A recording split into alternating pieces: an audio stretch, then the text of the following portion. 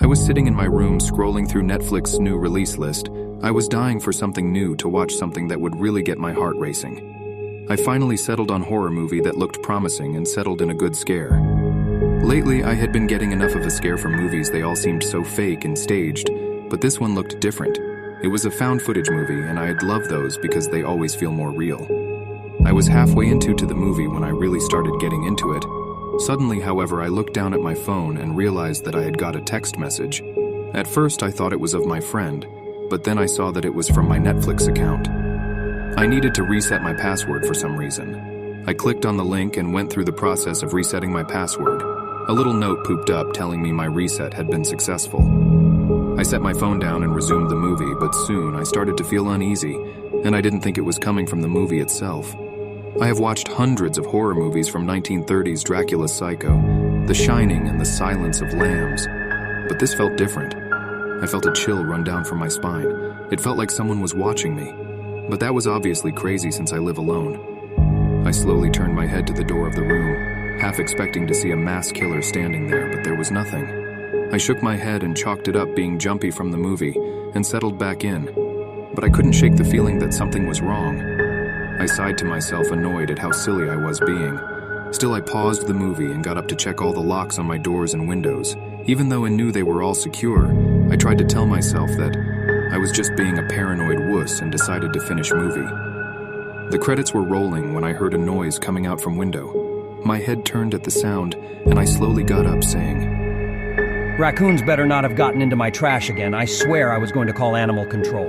As I looked out, though I noticed my trash cans were untouched, what caught my eyes instead was a strange shadow next to my neighbor's house. I looked at it for a few minutes, trying to figure out what it was, then I saw it move. It was too big to be a raccoon. I could see the glint of moonlight off of something in its hand. My heart started pounding in my chest and was frozen in a place, not knowing what to do. Then it turned and looked at me, and I could see the outline of its body. Its outline looked like the outline of human, but he must have been wearing a mask. I couldn't see his eyes, but I could feel them staring at me through the darkness. I'm just dreaming I went to bed, and I must experiencing some weird lucid dream right now. My head seemed to believe I was in lucid dream, but my body didn't think so. I stood there frozen, staring at what seemed to be man half hidden in the shadows. The man, or whatever it was, started walking towards my house, and I could see him getting closer and closer. My heart started pounding in my chest, and I could feel the blood rushing through my veins. I kept telling my body to move to go back to bed, and I'd wake up from this weird dream. The figure was now at my window, and suddenly, I could see their face clearly. It wasn't wearing a mask. His face was disfigured, barely recognizable as human. His eyes were slightly lopsided, and a large chunk of his face looked like it was missing. He was grinning at me, a sick, twisted grin that sent chills down my spine. He raised his hand, and I could see that he was holding some sort of curved knife. It was sickle or something, would be unmistakable to any horror addict. I rushed backward, tripping over the edge of my bed and landing with thought on the floor. The man at window just kept grinning at me. His sickle raised in the air in a sudden panic.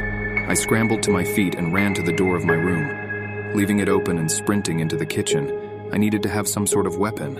I always hated when people in movies would just run around aimlessly. I yanked open the drawer and grabbed a small, still useful kitchen knife. I could hear the man was scratching at my window. I looked around, trying to formulate some sort of plan. I knew I didn't have the upper hand here. There was no way I could fight him. He was twice my size, and from the looks of his face, he knew how to use a weapon. I racked my brain to find some sort of solution. I didn't have any answers suddenly, however the scratching at the window stopped. I stood still, not even breathing. As I waited, was he gone? I felt my heart plummet as I heard the man started banging the door. I kept whispering harshly to myself, trying to force myself to think of something. The thuds grew louder. He must have been kicking at the door.